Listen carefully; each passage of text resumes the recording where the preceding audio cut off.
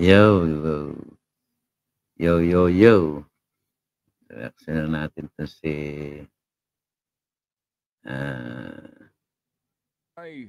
ng pait at sakit sa kaisipan damdamin ng maraming Pilipinong sinasabing nakibaka para sa ating inaasam-asam na kalayaan. Parang gusto ko magtalumpati dito, Maricel.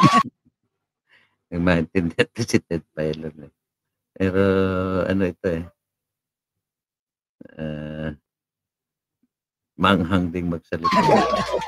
Parang oratorical na nga Manong Ted eh. Di ba? Kung babalikan natin tong after 3 years, no? Di ba? Nung halalan, yan ang naging main issue noon eh. Yeah. Right? Nung labanan po sa Panguluhan. Pero yung nga pong nangyari, nakabalik ang pamilya Marcos. Kaya nga nakabalik. Yun naman, pagbutihin nyo. Dahil uulitin natin, bibihira ang binibigyan ng pagkakataon na ganyan. Na hindi maitatanggi yung imahe at yurak na nangyari sa inyong pangalan at apelyido, ganun na lang. Di ba? Pero nabigyan ng chance na makabalik sa pwesto.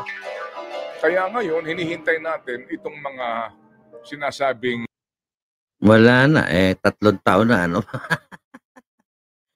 Matatapos na yung termino. Kalahati ng mahigit yata, o magkakalahati na, wala pa rin, palala ng palala, anong gagawin mo dito? Yung mga dapat daw, pagbabago na maramdaman natin. Yung mga promises, election promises. Kaya mo yan. Kaya mo yan. si Ted Pailon na. Dati ito, nung panahon kasi ni Noli De Castro, magkaboses kasi sila dati. Parang, parang underrated siya noon nung panahon ni Noli De Castro. Hindi siya, kasikatan ni Noli De Castro. Nag-uumpisa pa lang ito. At least nakagawa siya ng sarili niyang identity. Lang ha? Unang buwelo dito, Maricel. Okay.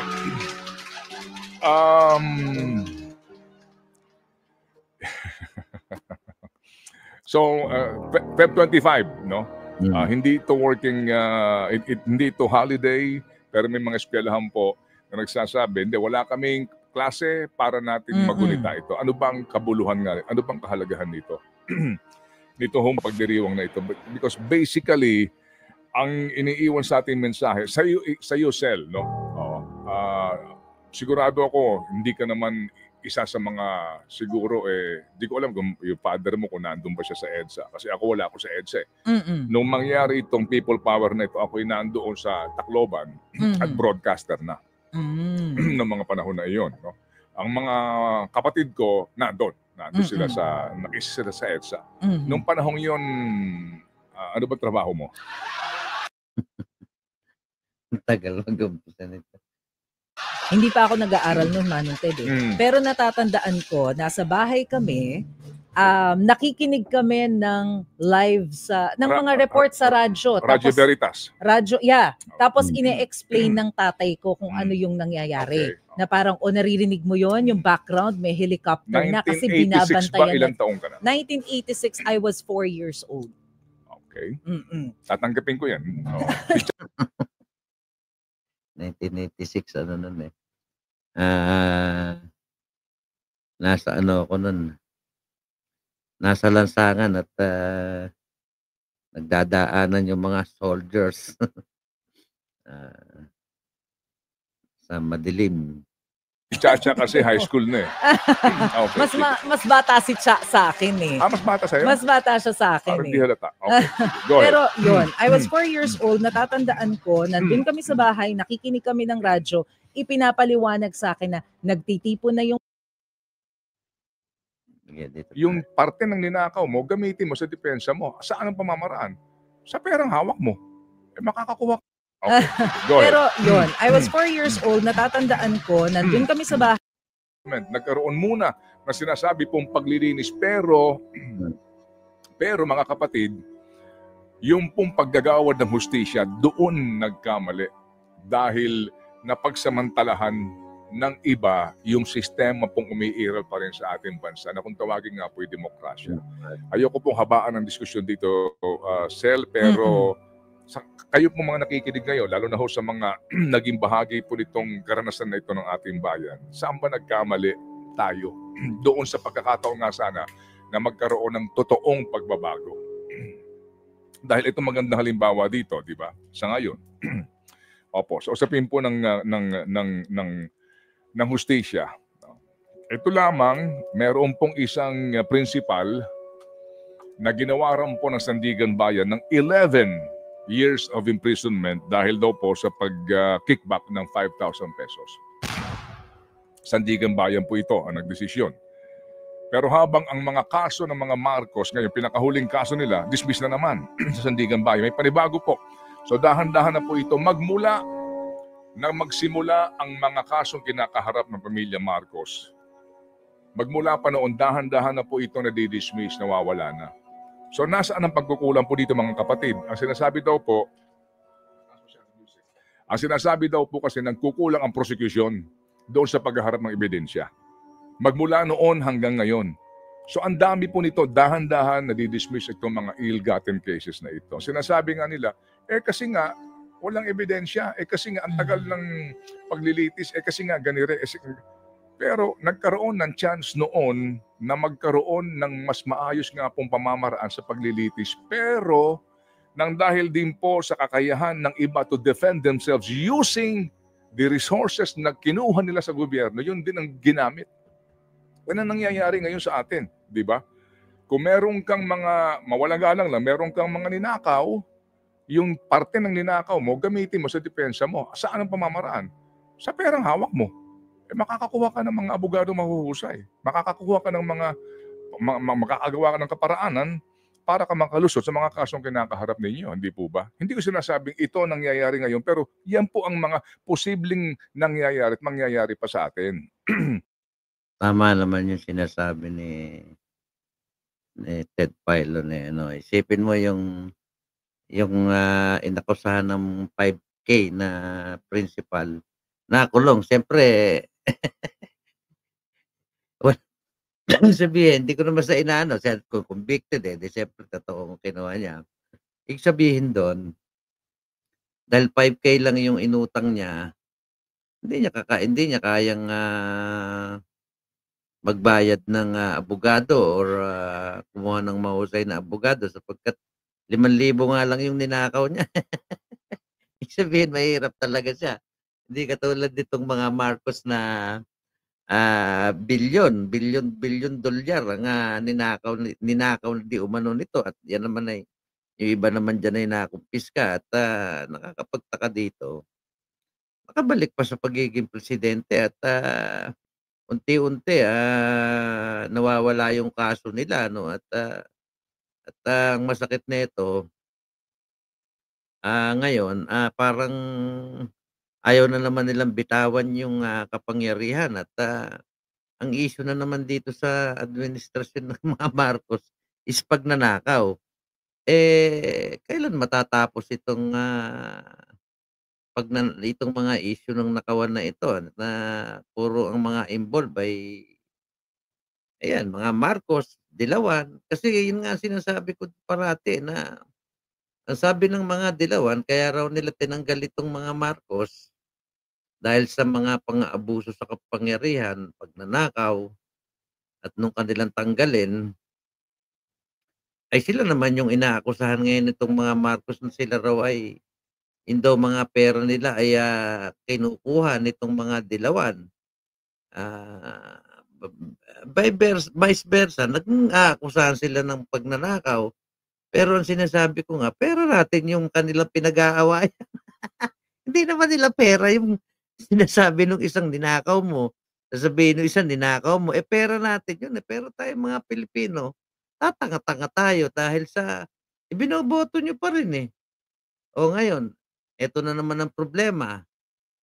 Ganyan na naman ang ginagawa nitong nakababatang Marcos. Ang issue rin sa kanya is pang-aabuso sa kapangyarihan at ah, nakawan 'no, nung kanyang mga kasamahan. Eh, ang tanong dito, sino ba talaga ang, dapat, pumutol sa ganitong cycle ng mga itong mga Dilawan at mga Marcos na ito kasi kapag hindi mo pinigilan itong, dalawang grupo na ito, eh, talagang, habang buhay tayong, nanakawan hanggang sa tayo ay matulad na sa Bangladesh na wala ng, yung mga tao wala na, puro mahihirap na. Sila-sila lang yung yumayaman. Siguro ako tingin ko dapat, tama na itong, ganitong sistema, yung mga iba diyang mga, Pilipino na hindi nakakaintindi na kung bakit dapat na nating, 'wag iboto itong o 'wag ng pabalikin sa politika itong mga Dilawan at Marcos ay tignan niyo yung ginagawa nito ngayon, 'di ba? Pumapayag tayo na tayo ay nakawan ng nakawan. Kung hindi man nagnanakaw ang mga Marcos, yung mga cronies ni Marcos, yung mga nakapaligid dito kay Bongbong Marcos, nung panahon ng tatay niya, yung mga cronies ng kanyang ama, at inuulit lang nitong si Bongbong Marcos yung history ng kanyang ama. Oo, at papunta na siya doon sa, siguro, eh, undeclared martial law tayo. Parang kung titingnan mo, eh, merong isang general diyan na Fabian Ber, 'no? Fabian Ber, kilala niyo naman yung general na 'yan na talagang, kumbaga parang, asong, 'pag sinabing sit ay talagang uupo at 'pag sinabing tahol ay talagang tatahol. Eh, kawawa tayo pagka ganyan ang gagawin lang nitong mga ano, isipin mo ito, eh, principal, 11 years na sinintensya 'no. Alam mo kung minsan may problema rin tayo sa hustisya, eh, 'no. Aminin na natin meron tayong problema dito kasi, ah,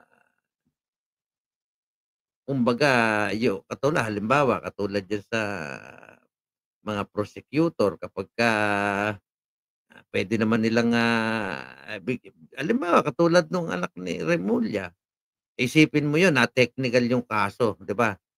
Eh, kung mahirap yun katulad nitong, principal na ito 5,000 lang ang masama pa rin yun, pagnanakaw pa rin yun. Ang sinasabi ko, eh, kung itong 5,000 ay naipapakulong niyo, eh, bakit yung mga bilyon-bilyon hindi niyo maipakulong, 'di ba? Lang naman yun,